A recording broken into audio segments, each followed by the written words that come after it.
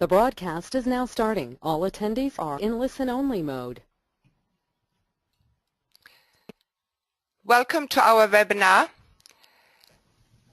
We'll give it just another minute for everybody to log in before we get started.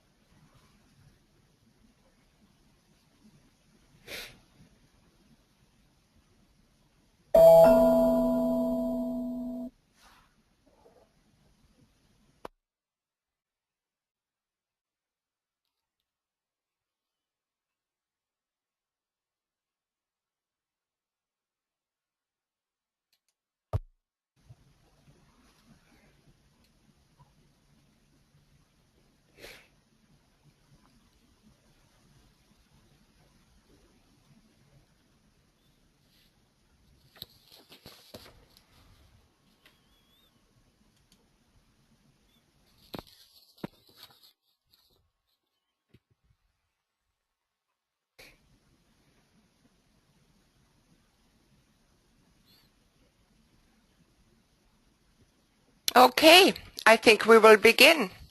Welcome to our CWS webinar today. Our topic today will be Children in Disaster. This webinar will be recorded and our allocated time is approximately an hour and 15 minutes. Our presenters today are Kathy Fry-Miller, Children's Disaster Services, Church of the Brethren, Children Disaster Services, or CDS, of the Church of the Brethren, in partnership with others, has been caring for children following disasters since 1980.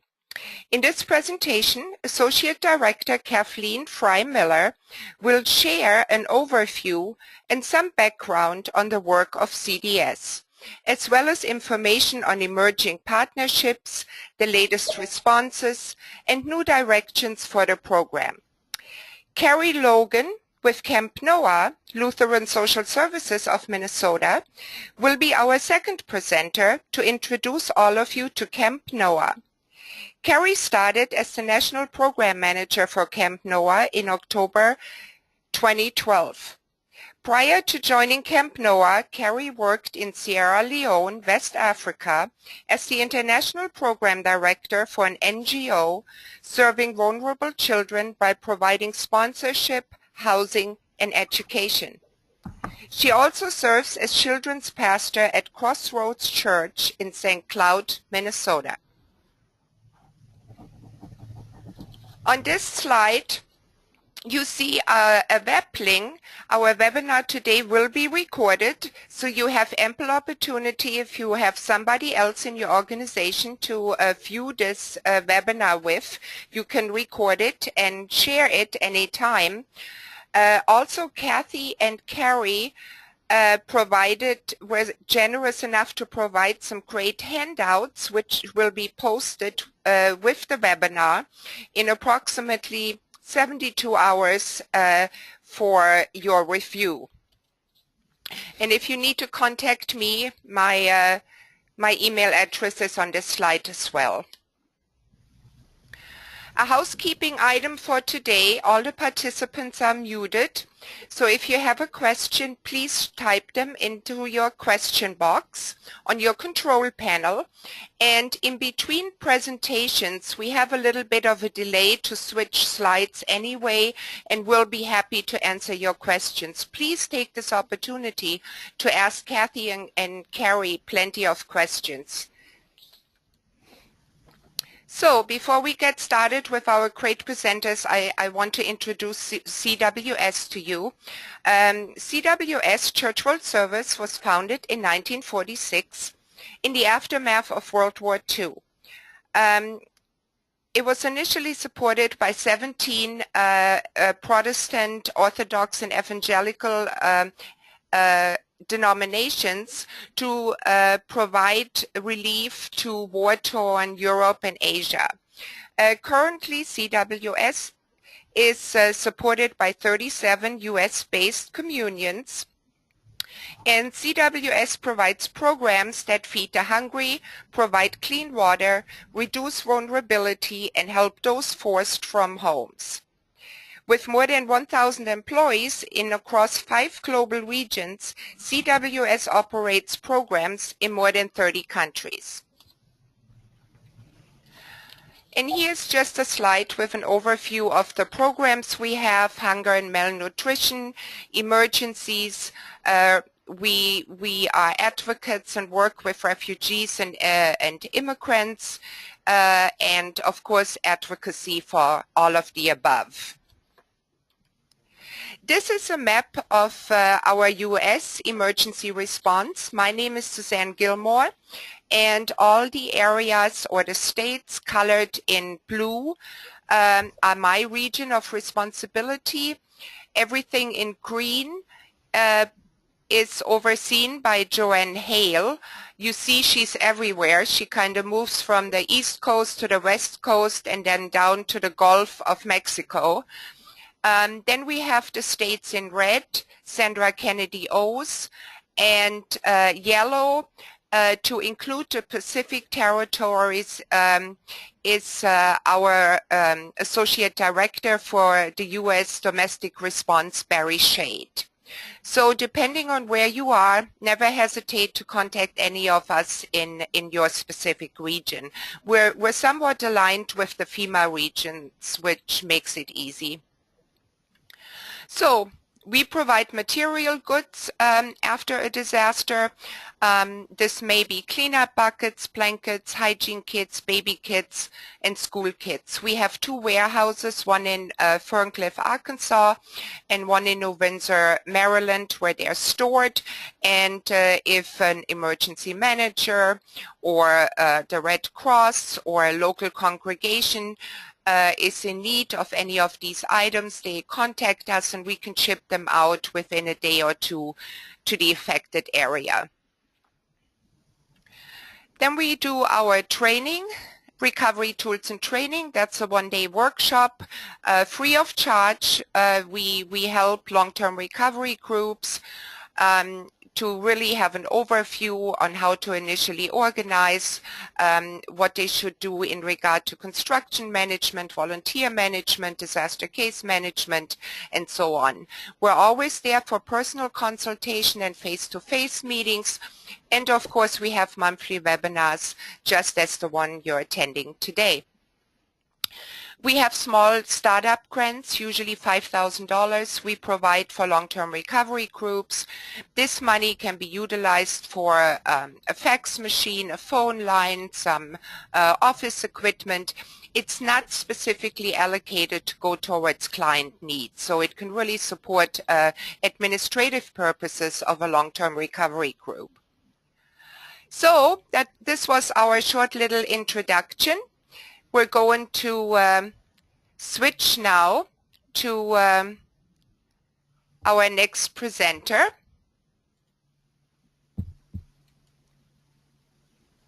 And I get this ready here for Kathy Fry Miller. Great. So you ready? I'm ready. Okay. There is something, Now for some reason it's not showing. Hold on. Can everybody else see the screen? I'm the only one that can't.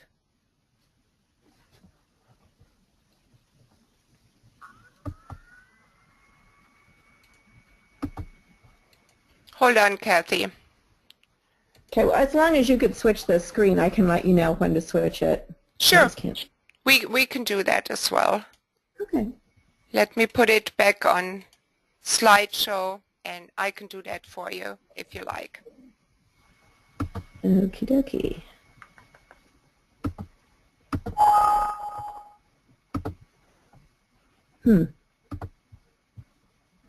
Okay. Yes. Well, it's great to be here, and I really appreciate the focus on children in disaster. That's wonderful. I have been the director, or it's associate director is my official title, of Children's Disaster Services since February 1st. So it's fairly new as a job, but I have worked with this organization for 20 years as a volunteer. So I feel pretty familiar with the organizations and the organization and the workings of it. I have been a trainer and a project manager. I've been out 5 times on disaster response prior to starting this as a job, and I have done just numerous trainings all over the country, so been involved in that part of it. But I've appreciated getting to know it as a staff person. You get a lot more intimate with that. Okay, you could switch. Okay. We are Children's Disaster Services is a part of Brethren Disaster Ministries, and Brethren Disaster Ministries is really a 3-pronged organization. We do home rebuilding, we do the nurturing of children, which is the part that I'm involved in, and then we also do global response, international response. Okay, you can switch that. I think Susanna mentioned we have been, since 1980, we have been caring for children and meeting the needs of children, usually by setting up in either shelters or disaster assistance centers across the nation. We have our volunteers that are specially trained and certified to respond to traumatized children, and we work a lot at providing a calm, safe, and reassuring presence in the midst of the chaos that they're experiencing with disaster. Okay, now the slides are back, so maybe I can, interesting. So just keep it on that slide for a moment, if you would. Well, could you go to the previous slide? The one with the, do you see the children? You have that slide. This is, when we do our trainings, we just start out with this slide and have people look for the children in this long line of people. They're there. It's a little hard to find them.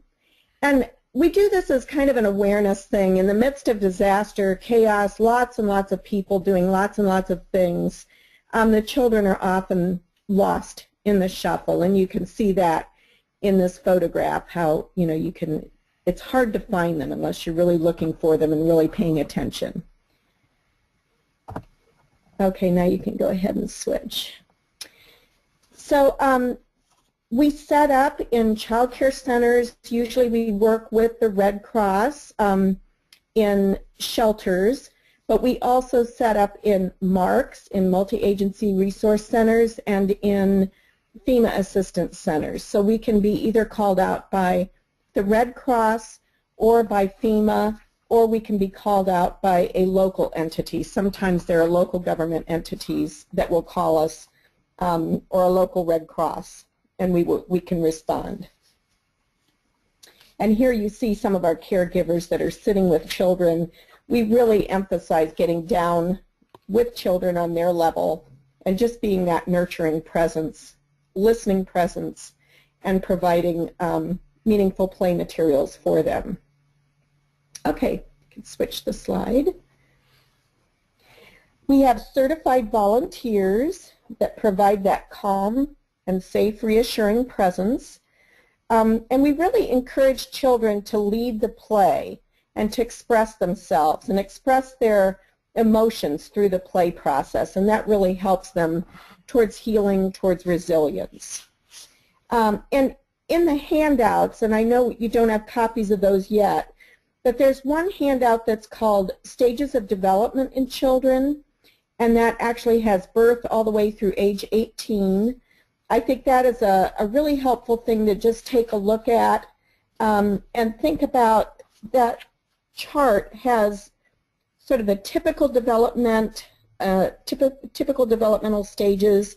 It's got typical fears of children, and then it also talks about when they're in an extreme traumatic situation or situation of grief and loss, how their responses might change, and then how adults can promote resiliency following trauma. So I think that's a really good, good chart to take a look at.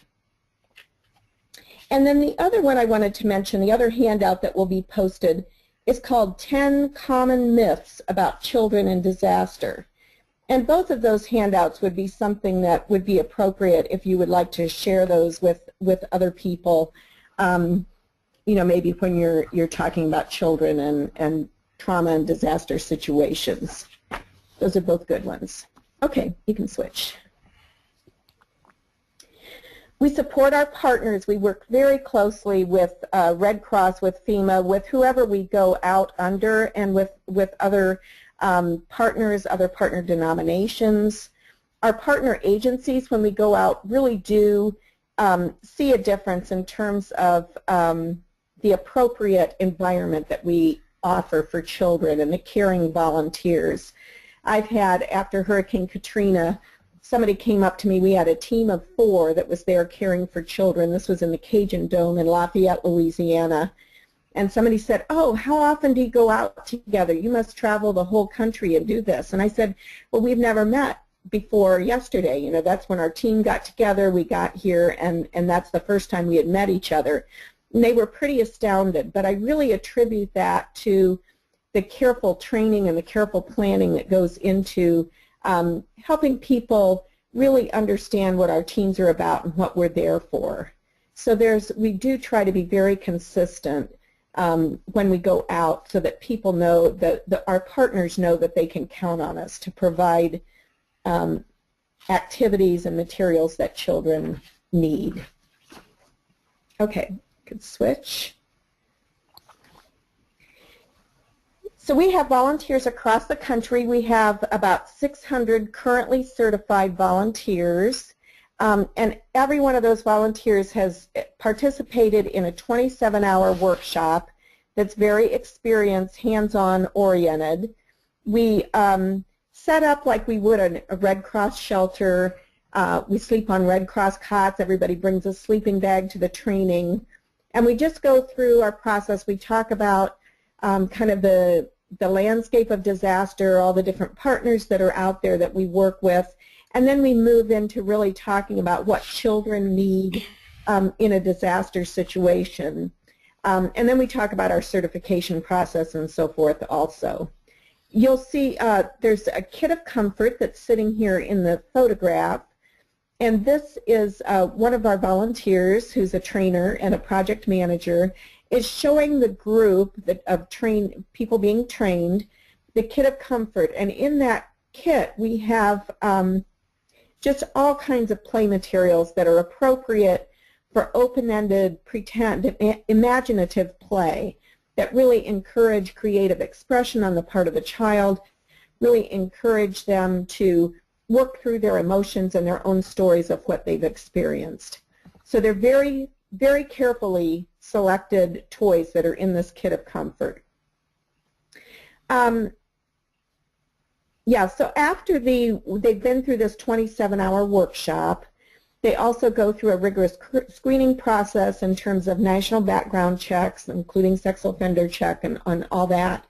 They need to gather references, and then they are able to respond fairly quickly to either local or national disasters, or they can choose whether they want to just stay local or whether they want to be a national disaster responder. So that's basically our workshop that we do with our volunteers, and you can switch the slide.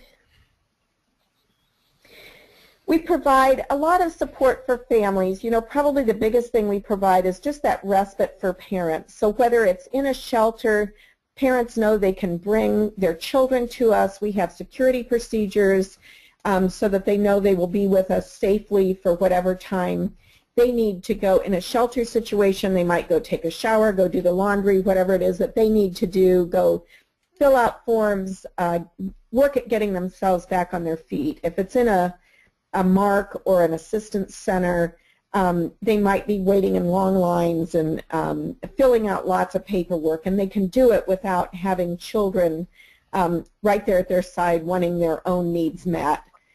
We can all imagine whether it's going to the bathroom or snacks or just wanting someone to play with them and pay attention to them. So we can do that. Our teams can do that in the immediate fairly immediate aftermath of the disaster. We can also provide information for parents about supporting their children at this time.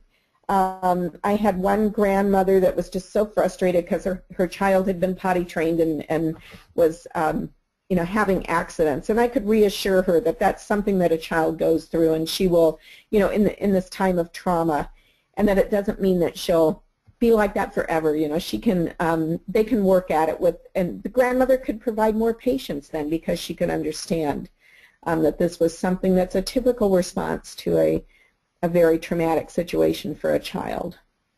We can do some individualized consultation. We work very closely with mental health people that are available, so we would do some referring to mental health people in whether it's FEMA or Red Cross. You can switch the slide, please. And sometimes we do go and work with whole communities.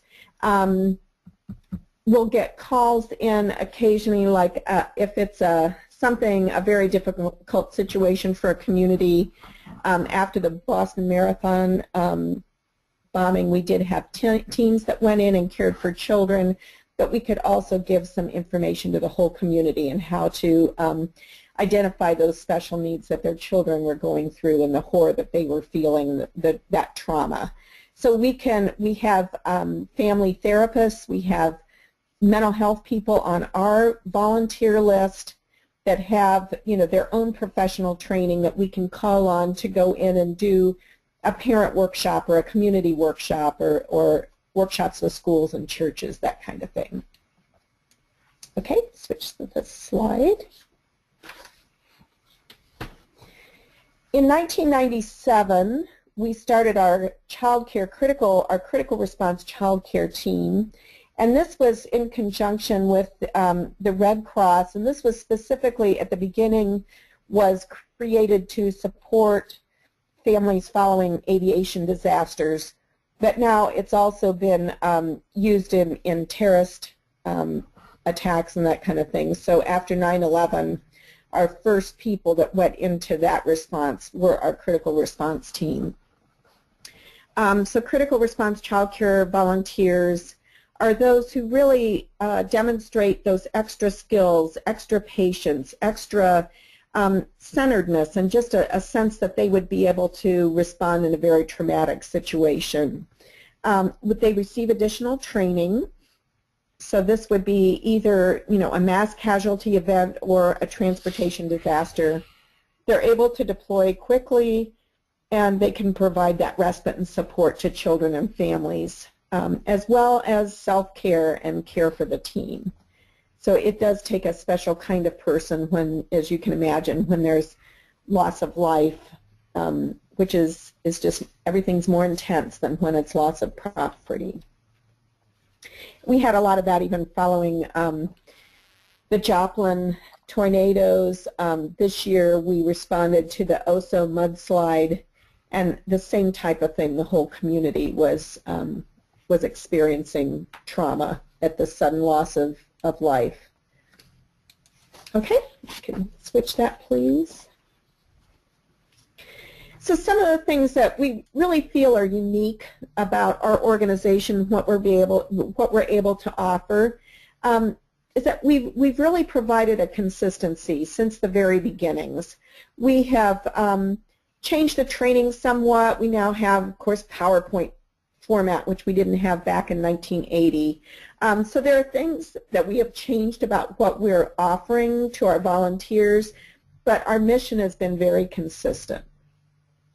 Talked some already about how we nurture children, we equip volunteers, and then we support families and communities. So, a holistic approach.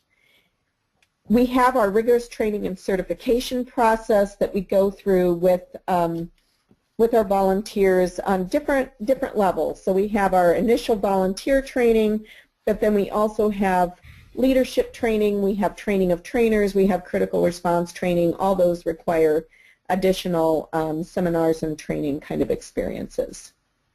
Okay, thank you. You can switch it. And by the way, we just had a project manager training with about 35 people from across the country to provide that leadership. We always send our teams out with leadership. So some of our partners, we work with American Red Cross, FEMA, of course, local emergency management and response organizations. We sometimes are in the same location as Save the Children, and we'll maybe divide up where we can take younger children, they can take older children. So we do work with Save. And then the Disciples of Christ is our latest big partner that we're working with. And we're working on a Gulf Coast initiative, and I'll talk a little bit about that. So you can go ahead and change the slide. We just hired a consultant, contracted with a consultant who will be working in the Gulf Coast states. So she lives in Florida, and she's a Disciples of Christ part-time pastor, and she'll be working with us part-time.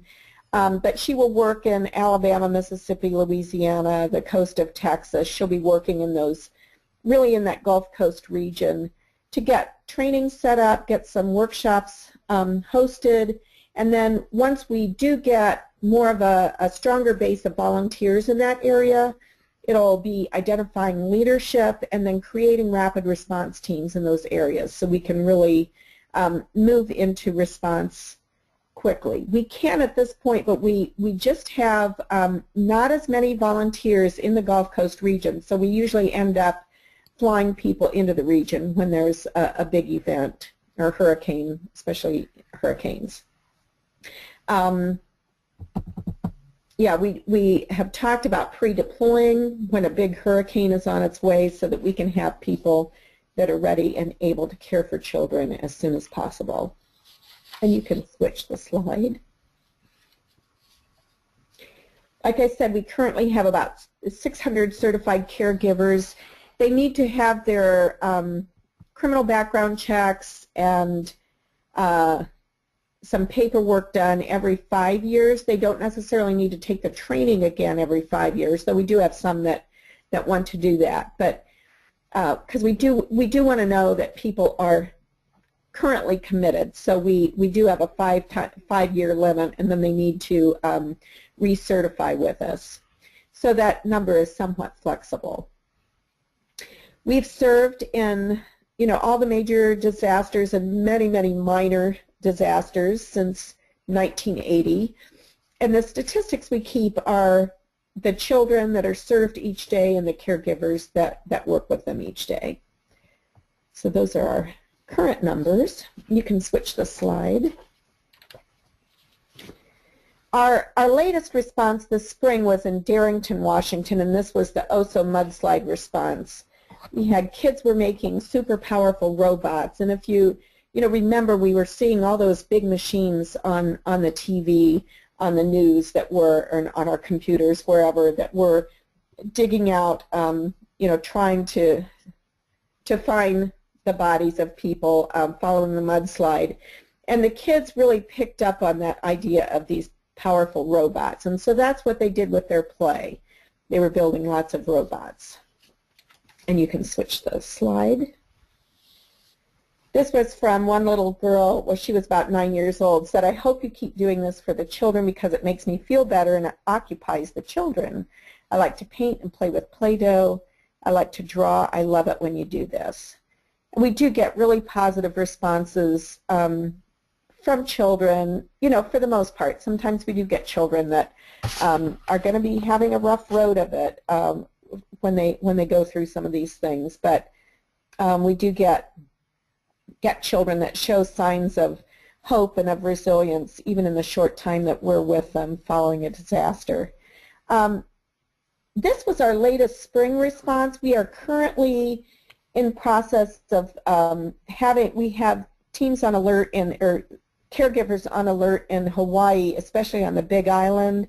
They're going to be, my understanding is there'll be marks set up, and so we want to make sure that we have caregivers that can respond if families and children come to those marks. Okay, you can switch the slide. These were our statistics from last year. We had 6 responses. And two of these were considered critical responses, certainly the Boston Marathon bombing and then the aviation disaster in San Francisco where a couple young women were killed. So those were those more intense responses. But that's those were our statistics from last year. And we'll keep those up to date then for this year as well. And you could go ahead and switch it. I'd just like to close, when in training or whatever we're doing, people get so caught up in all the logistics of how am I going to do this and how will I know when you do this and how do I deploy, all this stuff. But, we really do try to focus on the children when it comes down to it. This is what we're about, and this is why we do what we do. Whoever receives one such child in my name receives me. So that is my presentation for now, and if you would like to ask questions, feel free to type in questions. Kathy, we do have some questions. Thank you. One question is, does the kit of comfort differ from Save the Children's SafeSpace kit that I believe used to be used in shelters? My understanding of the SafeSpace kits is that they do have those pre-deployed in a lot of areas of the country, and I know we have sometimes supplemented our kits with those kits, or with materials from those kits. They're a little bit different probably in the age group focus, but I know we have worked with Save the Children on, just sort of looking at our lists and comparing them and that kind of thing. So they're somewhat different. They're somewhat the same, but there are also some differences. We do not have, for the most part, coloring books and that type thing in our kits because we really do want to promote the imaginative play. Whereas if you have older children, that might be much more of a soothing activity or something. So some of it just differs. And we can care for, our primary focus is probably about 2.5 to age 8 in children, in terms of our materials and what we usually provide. But we definitely take older children and we take younger children, especially if we have enough caregivers and can do it safely and appropriately. Good question. Utah is in the development stage of a Children in Disaster Task Force. From our research, there are no written plans for such groups that have been created previously. But we are also creating this group before, not after a disaster. Do you have any experience with this? And if so, what were the goals of your groups? In terms of doing a statewide preparedness planning for children in disaster, is that the question? I'm from Indiana, and I've worked as a child care resource and referral staff person. That was my previous job. I was in that position for 15 years. We did a lot of preparing of child care providers and working closely with our child care resource and referral, and also Department of Homeland Security in Indiana and the Bureau of Child Care to just think about how we can do both preparedness and response. I know quite a few of the other states. Oklahoma has quite an initiative. Missouri does have quite an initiative going on. I know New York City's done, they've done a lot of preparation in terms of huge disasters because they have had some huge disasters. Our Church World Service Task Force on Children in Disaster has tried to map out some things and come up with some appropriate responses from a faith-based perspective. So, yeah, I'm not quite sure if that's answering your question, but I would be glad to talk with you and share any of our materials. Do you have my email address, or do I need to type that in here? Yeah, if you type it in, I think it would be beneficial for everybody, Kathy. Okay. We have another question. what There's is my email address, by the way, kfrymiller@brethren.org. So if you have specific things you'd like to ask me, I'd be glad to share our resources or, just have a discussion, whatever works. And we serve any state all over and territory. So, yeah. What is the usual time period that CDS stays at a disaster site? For example, in this most recent storm. Is that the storm, like in Hawaii, you mean this week, or just the storms that, that's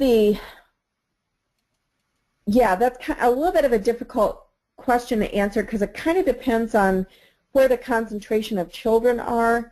So like the spring tornadoes that were hitting in all kinds of different places, they were hitting mostly in small communities, and those communities tended to take care of their own children, so neighbors were taking care of neighbors' kids and that kind of thing, families, extended families.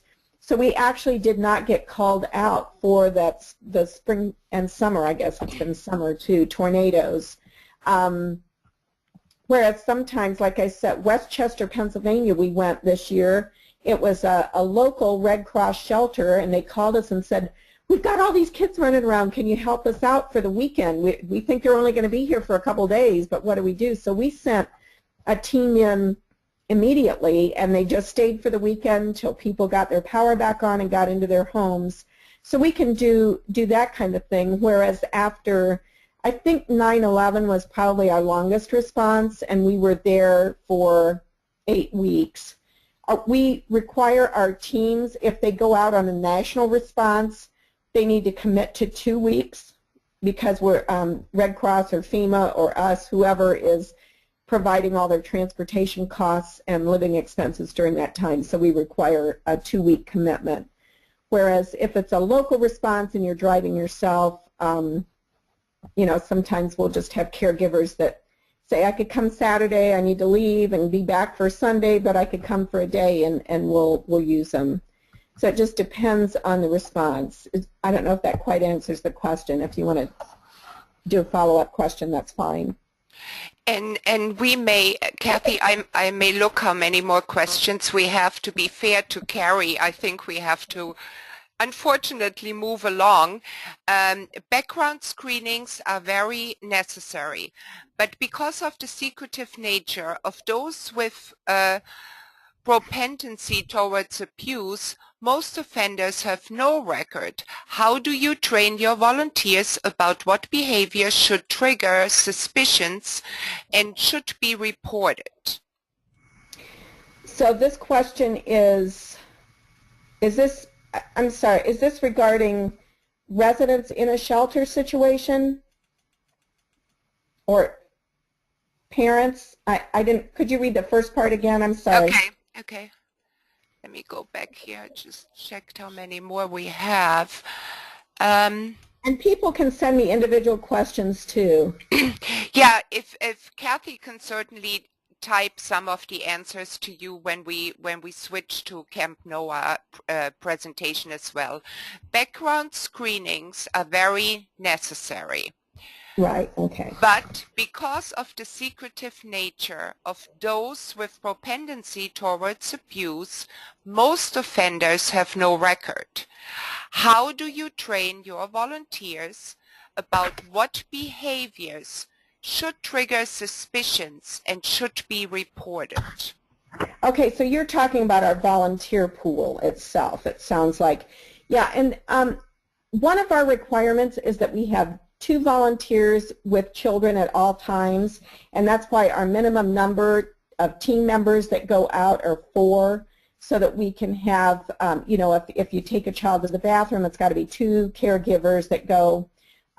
If it's so that 2 are left with the children to go, that kind of thing. So that's probably the way we try to catch any of that, but we certainly we always go out with leadership, so our project managers are aware of, we do talk about that in our leadership training, about just being aware of we don't necessarily talk a lot about abusive situations because we have those rules where we feel like we're handling some of that, but just an awareness of if a volunteer seems to be having trouble or sets up red flags. You know, we keep comments, and it's in every volunteer's record. So, how can CDS be requested? Basically, you just email me or you call me. So if there is a need, just send me an email or call my cell phone, and I'm basically kind of on call all the time. I am the staff person. We do have some office support, so you know, I can forward that on to office people if I'm on, you know, out in the wilderness or whatever. But for the most part, people just contact me. You can also contact our office number if for some reason you're not getting an immediate enough response. But when people call us for a response, we know that it's urgent, so we do try to respond very quickly. Are you familiar with Project Hope? And if so, have you ever partnered with them? Let's see, I'm trying to think. I don't know that we have officially partnered with them. I am familiar somewhat, but I do try to keep track of organizations that would be potential partners also. And I'll definitely, I am somewhat familiar with it, but I haven't seen anything. Like I said, I've only been on the job a few months, and I haven't seen anything officially in our paperwork. And last question, Kathy, how long were you active with Superstorm Sandy? That's a good question. I think we were actually the last team that went in. Sandy hit, I think it was right at the beginning of November, and my team left the first week of December. We had actually gotten called in by FEMA to help with the assistance centers that were set up after, you know, about a month after the storm had hit. So, and I think we were the last teams in because there were not a lot of children. There were a few children that we were able to care for and felt like it was important that we were there. But so that would have been our last child care team in. Our rebuilding teams are still there, but our child care team, that was it. And those were all the questions for now, Kathy. Thank you. Great. Thank you. Great presentation, and I know we're all anxious to hear more about Camp Noah, or for some of you who are not familiar with it, to get introduced to Camp Noah. So I will switch presenters, and presenting is Kerry Logan.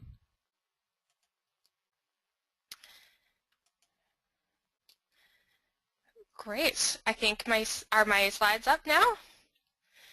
I can see them. Okay, great. I will get started. I just wanted to start out by saying thank you so much for this opportunity to share a little bit about our program with you all, and to be a part of this this panel and this webinar.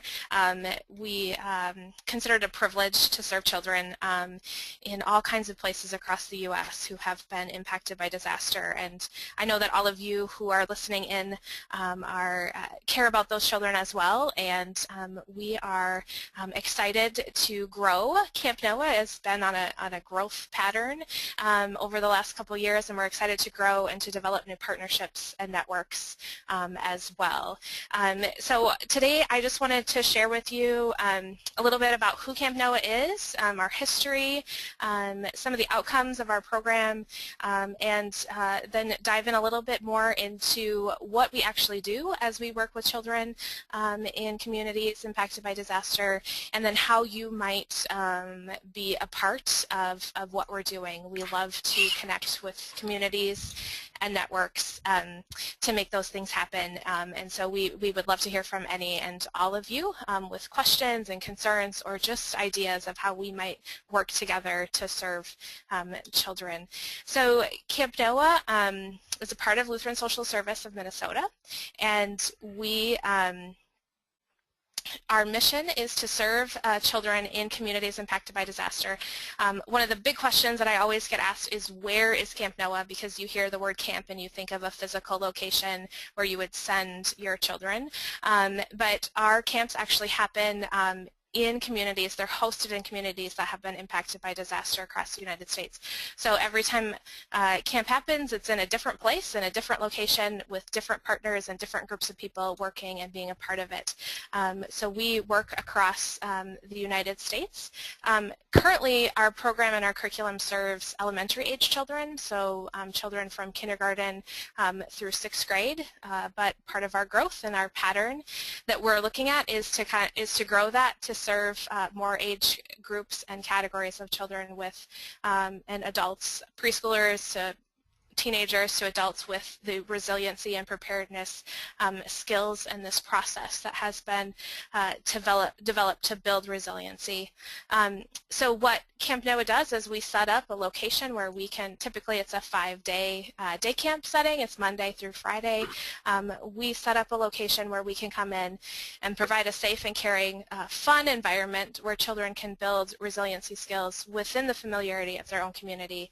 And we typically come into a community 6 to 18 months after a disaster happens. So we'll, and depending on the scope and the size of the disaster, we'll have multiple camps or we'll have one camp, but we're the ones that show up a little bit later when others have gone home to help out with those long-term effects of trauma and disaster on the spiritual and emotional needs of children.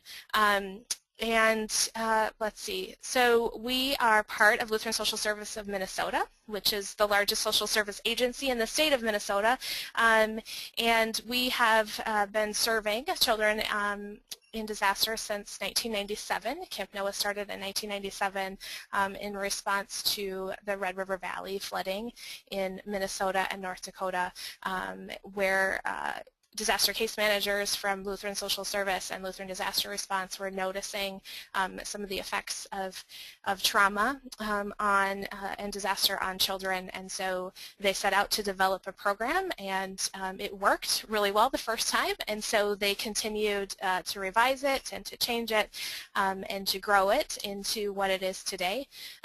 Camp Noah existed primarily in the state of Minnesota, with a couple pockets outside of Minnesota until 2006 with Hurricane Katrina, when it became a national program and went out to serve 150 camps in 2 years along the Gulf Coast region.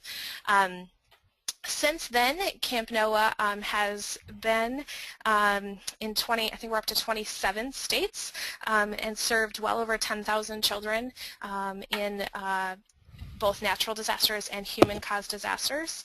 In 2013, we were in 6 states and had 584 campers. Here's where you can kind of get a glimpse of some of our growth pattern as well. This past year, in 2014, we have had 26 camps. Our 27th camp starts next Monday. We'll have 27 camps and serve over 1,100 campers with those resiliency and preparedness skills. And we've worked in 8 states. So you can kind of see from this map some of the places where we've been. We are open and willing and ready to serve in all locations, and I'll talk a little bit more about what it takes to make a camp have a camp happen in your area or in your community. So you can kind of see where we've been as we bring this resiliency and preparedness program to children across the United States and Puerto Rico. So just a couple things for you to see of what are some of the outcomes. What do campers say about Camp Noah? 90% of our campers said that Camp Noah helped them learn what their gifts and talents are. 96% of campers said that they had fun, which having fun at Camp Noah is one of our primary goals. We want campers to learn resiliency and preparedness and be prepared for all kinds of storms in life, but we want them to do that through a whole bunch of fun and through just a great week of experiencing play and games and activities. So we love that 96% of campers said that they had fun. We do find that they also give us comments. The 4% that didn't have fun say things like, well, it would have been fun if you had had football, things that we just didn't quite have time to fit in to our 30 hours of resiliency programming. 91% of our campers say that they learned new ways to stay safe during stormy weather. 88% said that they learned new ways to help other people, and 89% of campers said that they learned new ways to feel safe during scary situations. So we, as we respond to both human and natural disasters, we find that our curriculum works in both places for children who have experienced different types of trauma and have different storm stories in their life. They all come away from Camp NOAA with a greater preparedness and resiliency for any storm of life that comes their way. Some of the great things that we hear from parents after camp as we ask them how camp has impacted their children and their families, things like they had fun, it was meaningful, they had the chance to understand that they were not alone, that there were other kids that had the same feelings and the same experiences as them. And I think for us, one of the things that really happens at Camp NOAA that is amazing is children in a group setting begin to care for each other. So the adults that are there are taking care of them and helping them, but they are also caring for each other and showing each other that they're not alone in the midst of it.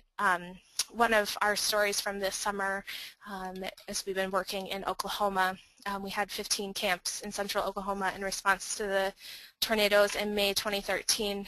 We had a camper who had not been to the bathroom on her own for over a year. She always had to have someone with her, and her parents also reported that they had not slept a complete night since the tornado. And so she came to camp, and on Tuesday she decided that it would be okay to try to go and use the bathroom by herself, and she did. And all of the kids who had been in her class at school and who had understood that this had been a struggle for her, they applauded, and everyone was so excited for her. On Wednesday it rained, and she, a girl who hadn't been outside when there were any clouds in the sky for over a year, decided that maybe it would be okay to go stand in the rain for a minute. And she went out and she saw there happened to be a rainbow that day. God's timing was perfect, and it showed up, and she saw that rainbow, and she said, you know, maybe sometimes good things do come from the rain. And then the family was late on Thursday morning for camp because they hadn't had to set an alarm for over a year, and suddenly they all slept through the night. So some pretty incredible, amazing things happen as kids continue to struggle even a year after a disaster.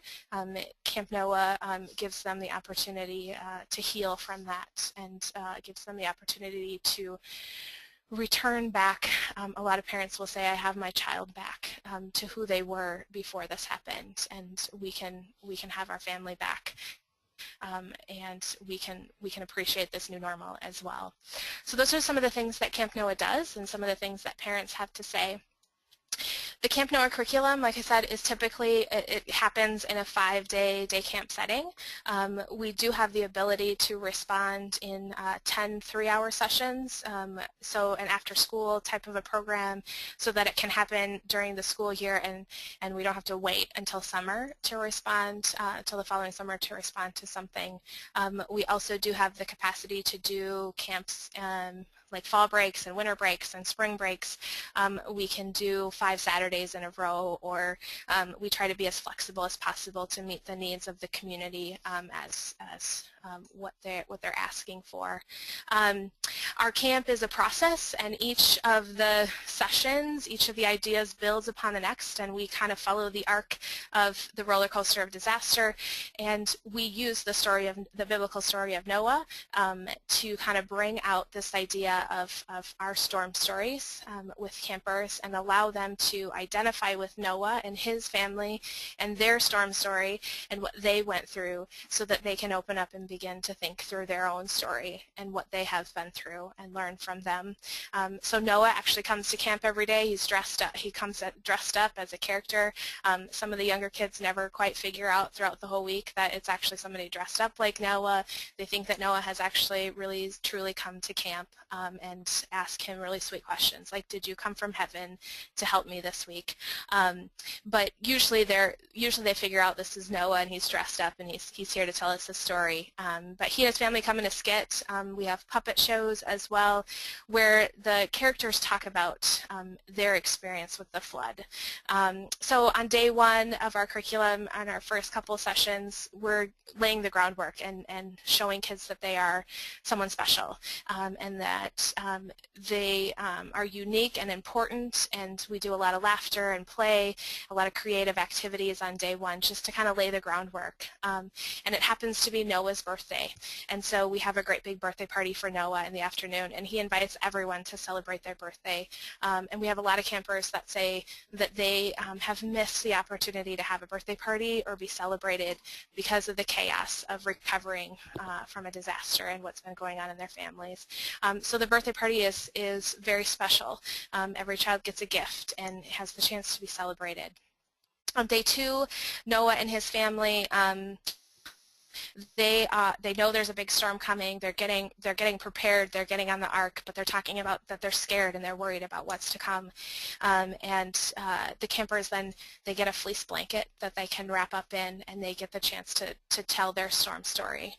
We find often that the storm story is not actually the disaster. The story that they have to tell that day may not be the disaster, but it is a disaster. It's a trauma for them. It's something else that's going on in life. We have kids tell stories about divorce and of loss of a pet or a grandparent, and then we have others that tell a traumatic story about the disaster and what has happened. I had one boy this summer tell me that his house wasn't destroyed, but before the disaster it was a home that they lived in, and after the disaster it became a house where everyone yelled at each other, and that was his storm story. But it was his opportunity to say that out loud and to talk about what that means and why those feelings were happening, and how he could continue to be a part of that family and to just process that and to get that out was hugely important for him that day.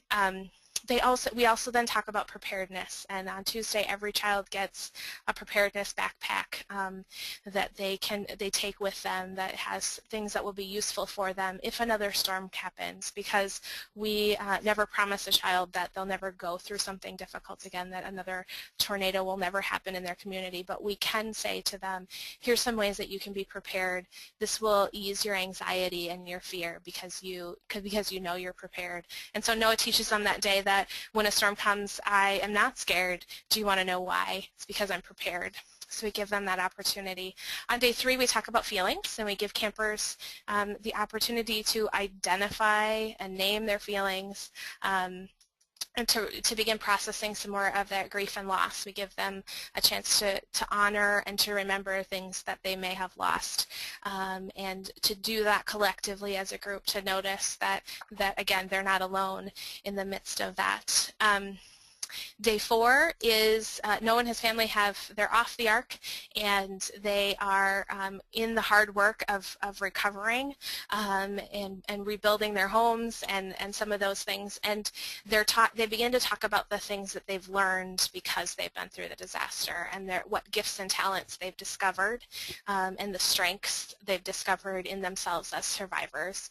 And so the kids get a chance. We even do a talent show on Thursday, and the kids get a chance to express that they have learned things, and that when things are tough, we learn about who we are and what we've got. And because then on Friday, on the last day of Camp Noah, we talk about hope, and we talk about this idea that we have learned, and we're we've grown and we're stronger because of what we've been through, and we can look forward to the future. There are things that we can do to help our community today, to be a part of the recovery process that's happening around us, but there's also things that we can dream about the future. We found that children who've experienced disaster often get stuck in that place, and as far as feeling like that life will always be like this. I can't dream about the future. I can't think about, what that is, and so we give campers the chance to think about the future and to dream about what it might be, to fully recover and to regain that ground and to move on and to move into those things, and to look at their community as well as their support system and the way that they do that. We do all of this, we teach all of these resiliency skills, we do all of this through, we do a lot of art, a lot of painting, we like to make a mess at Camp Noah. We do recreation and skits and puppet shows, and we typically have small groups of 6 to 8 children that meet for several hours during that day. Large groups, there's special activities and books and music and journal. We keep the kids really busy throughout the day, and keep them moving, but throughout the whole thing they are learning and developing these skills. One of the other questions that people are always asking us is, well, what's the value of Camp Noah? Why would we want something like this? What does it cost? How does this happen in our community? So the value of Camp Noah, each camper receives over $150 worth of supplies, and there's a list on your screen of those things that they receive. That's all provided through our office and our shipping and receiving here, located in Albert Lea, Minnesota. So all of those things, and pretty much everything that is needed to have a Camp Noah in your community is provided for you, except for a couple things like Noah needs a hammer one day. So we ask the community to come up, and someone to come up with a hammer, some pretty common things. There also is, we do ask that as camp happens in a community that they would provide meals and snacks. One of the very important things for children as they are recovering from a disaster is that they have good, solid, nutritious food, and so we often fill that need at least for a week or 10 days out of 10 sessions out of that family's life, a need for the meals and the snacks and good, solid, nutritious food for that week. And campers also then receive 30 plus hours of resiliency building programming. We find that Camp Noah is the intervention often for families, the intervention that they need to prevent their need for one-on-one therapy. Camp Noah is not therapy, but it is very therapeutic, and it does provide some hope and healing and help for children. Camp Noah is most often, it's free of charge for campers in a community. There are times when we'll ask for a small fee just to get buy-in from those families as they register their campers. But typically it is free of charge for campers, but Camp Noah, as you can see with all of these things that we offer and provide, as well as the coaching and support, is not a free program. So the cost to host a Camp Noah is $20,000, and we as an organization are committed to making that affordable to all communities. We have all kinds of partners and resources and grants that we look to. We want the community to buy in and to have ownership as much as they can, and typically a community will provide somewhere around $5,000 for a camp to happen, and then we begin to look through our other regional and national partners and do fundraising in order to make this camp be able to happen and possible in communities. One of our mandates is to serve children in low attention disasters, as well as to serve vulnerable populations in those disasters. So we are committed to doing the work to make Camp Noah happen in communities, even if they don't have the financial resources to make it happen. There's all kinds of ways that they can buy in, including providing a facility, providing, opening their doors to let their children come to camp, providing blankets and food. There's all kinds of ways that a camp and a community can participate and gain ownership and buy-in to a program, to this program. So how does Camp Noah work? How can we make Camp Noah happen in these different communities? The first thing that Camp Noah does is we look, as an organization, we're going to look to a community for a coordinating organization. So a group of people that are willing to say, we're going to stand up, we want this to happen. It might be a group that calls and says, we think this should happen in the community next door. How can we make this happen? It might be some of our national partners and groups that call and say, hey, have you noticed what's going on over in this community? Do you think that we could work together to make Camp Noah happen?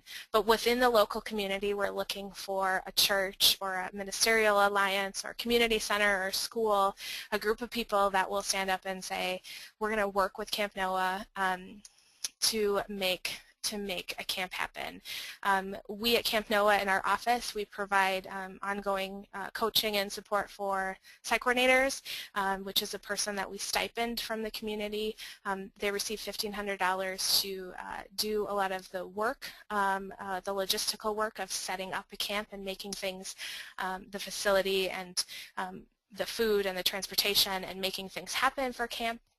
We also contract with a team leader who can be from within the community or outside the community. This person is paid a stipend as well, but their job is to find 15 to 20 team members that will come in and facilitate the curriculum. Everyone who goes and travels to a camp or is part of the community and works at the camp with the curriculum receives 6 hours of online training, so they can do a couple hours at a time. They can do the whole thing at once, but it's online, so self-interactive. They can do it at their own pace and their own time. We background check them. The team leader is required to call references, and ultimately the team leader is responsible for who is coming on their team and who gets to come and have interactions with those children as we come into a community, and the team leader will lead that camp staff throughout the week and is responsible to make sure that the curriculum is facilitated. One of the other very important people at every camp is there is a mental health professional at every one of our camps, a licensed professional who's there to staff what we call the healing room, and to work with campers who need additional help and resources, as well as to network and help those families and those children who do need additional care to connect back to resources within their own community to help them with that process. So that person is typically identified by the site coordinator, as they know their own community and they know the resources available there, but we do require that someone there is licensed and able to help out with some of those needs. They as well go through all of our training, so they do not have to have previous disaster experience, but we always find that those who are working and have been working with children and with trauma are the best fit for that licensed mental health professional role. So there's a lot of conversations and there's a lot of complexity to making a camp happen. There are 2 of us in our office, myself and my colleague Maren Olson, who are program managers for camp. And our job and what we're committed to is walking a community through from point A, where they start to even think about Camp Noah, to the point where they've finished up with Camp Noah and they've had a successful camp in their community. We coach and support and train anyone in the community that wants to have a part of Camp Noah. We'll walk alongside and work with them. We also do the fundraising and make sure that the resources that a community has and that others have come together to make a camp happen. In our office, we also have the Senior Director of Disaster Services in Camp Noah, and Nancy Beers, who some of you may know. Nancy does disaster work in the state of Minnesota with disaster case managers and long-term LTRGs, but she also does part-time Camp Noah and works alongside Maren and I. And then we have an administrative specialist and a shipping and receiving manager, as all of this stuff that is needed to make Camp Noah goes back and forth to different communities.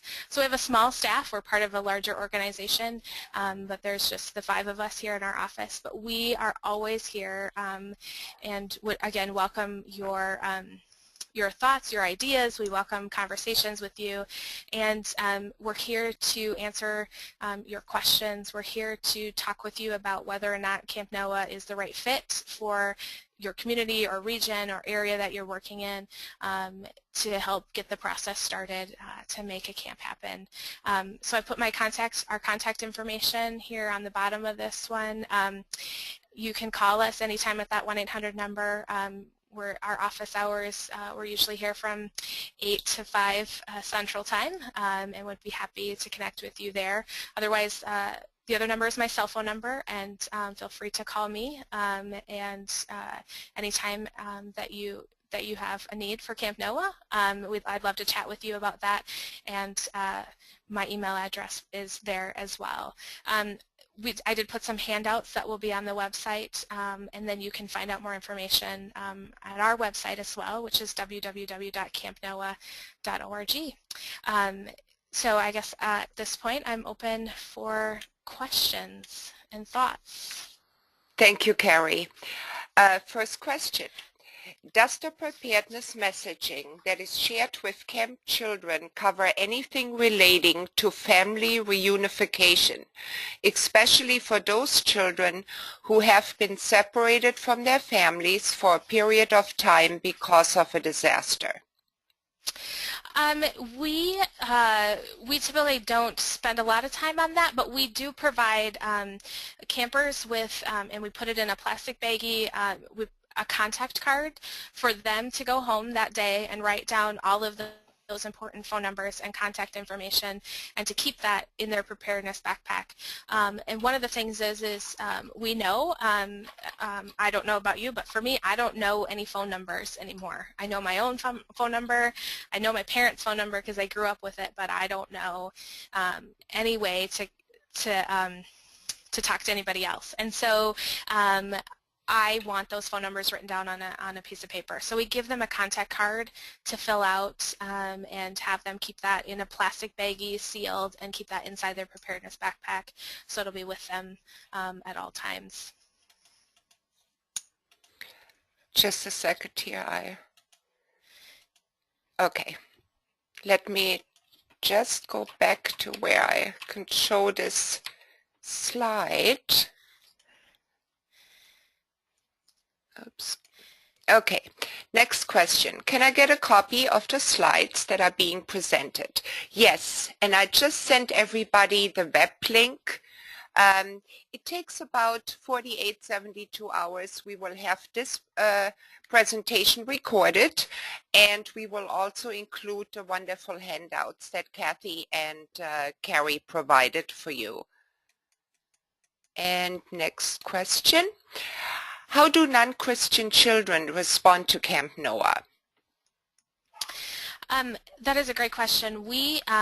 Our curriculum in its essence is faith-valued as opposed to faith-based.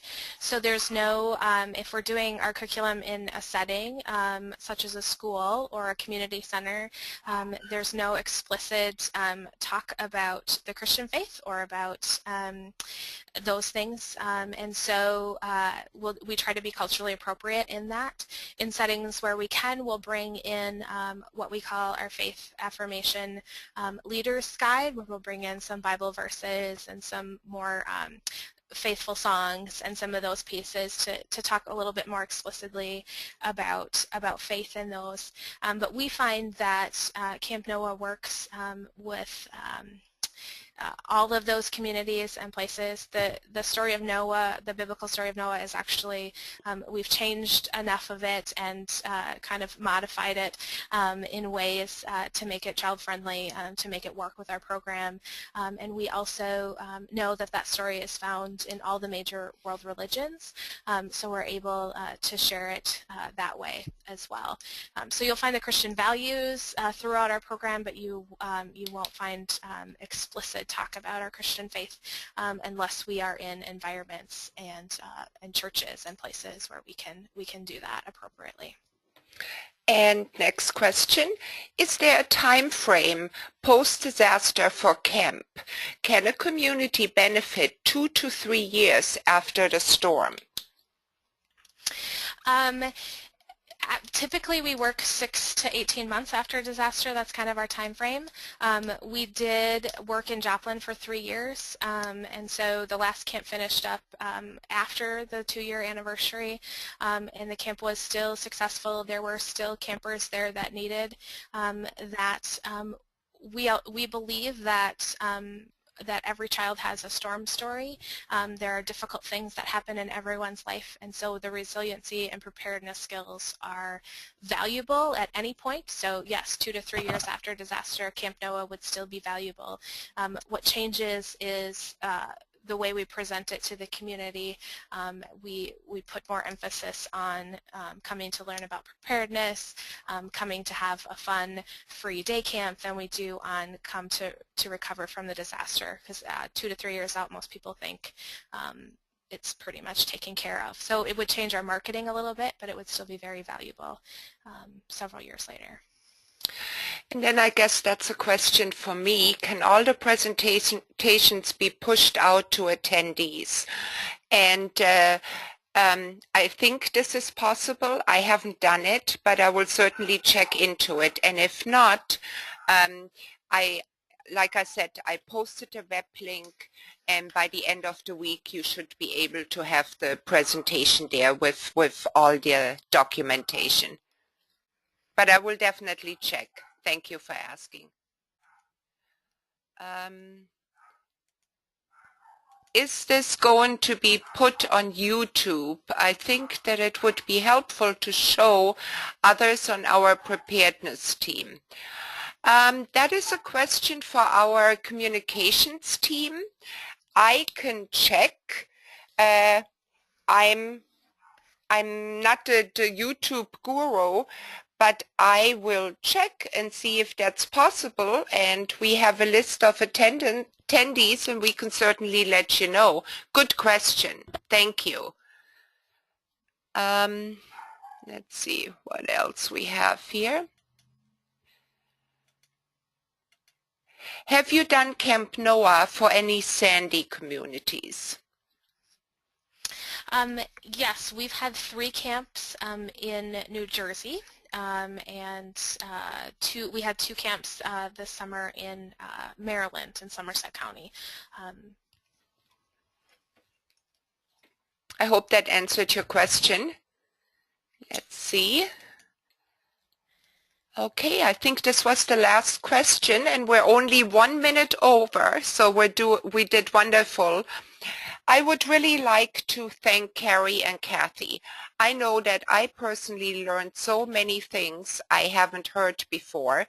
I hope you enjoyed the webinar as much as we did. Again, it will be posted. You can watch it with more people in your organizations. The handouts will be provided, and we hope you join us again. We do these webinars monthly, so check on the website what else is coming up. Thank you, Kerry and Kathy. Wonderful presentation, great partnership, and goodbye, everybody.